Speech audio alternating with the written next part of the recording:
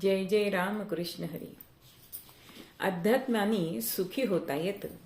माणूस विधभर पोटासाठी किती धडपडतो, खटपट करतो, धोके खातो, निराश होतो, पण मरेपर्यंत शाश्वत सुख त्याला मिळत नाही. अहो 84 लक्ष योनी नंतर मिळणारा हा दुर्लभ मानव जन्म, त्यात 80 ते 100 वर्ष आयुष्य त्याला मिळतं. पण ते हे सर्व आयुष्य कशात घालवतो? तर रमा, रमीत, गाडी, बंगल्यात ह्याच्यामध्ये तो अडकतो आणि मरायला सवड नाही असेही म्हणतो बरं का. आणि एक दिवस जीवन संपून जाते. पत्नी, मुलं, नातेवाईक दारापर्यंत येतात.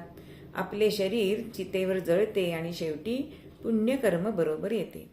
तुकाराम महाराज म्हणतात की नाही, नको नको मना गुंतू माया जाळी, नको नको मना गुंतू माया जाळी, काळ आला जवळी ग्रासावया, काळ आला जवळी ग्रासावया. अहो यासाठी दुर्लभ असा मानवी जीवनाचं सार्थक करण्यासाठी आध्यात्मिक सेवा करावी, सत्कर्म करून वय घालवावे, सर्वामुखी मंगल बोलवावे. मेल्यानंतर सुद्धा बरोबर काही घेऊन जाता येत नाही, पण आपलं पुण्य मात्र आपल्याला बरोबर घेऊन जाता येतं. भगवान श्रीकृष्ण गीतेच्या 8व्या अध्यायात आपल्याला सांगतात की भौतिक जग हे दुःखालय आणि अशाश्वत आहे, म्हणून आपण या जगण्याला आसक्त न होता भक्तिमय जीवन जगा.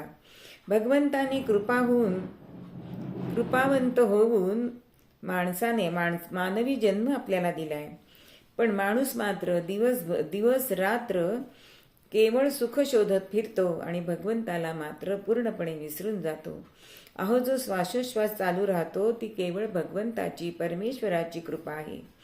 हे बहुतेक लोकांना आयुष्याच्या शेवटपर्यंत कळत नाही आणि जेव्हा मृत्यूचा फास गळ्याभोवती आवळला जातो तेव्हा त्या आसुरी वृत्तीच्या स्वार्थी माणसाला भगवंत अस्तित्वाची तीव्रतेने आठवण येते.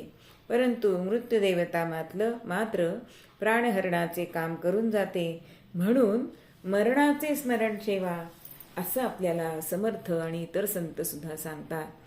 श्रीराम समर्थ.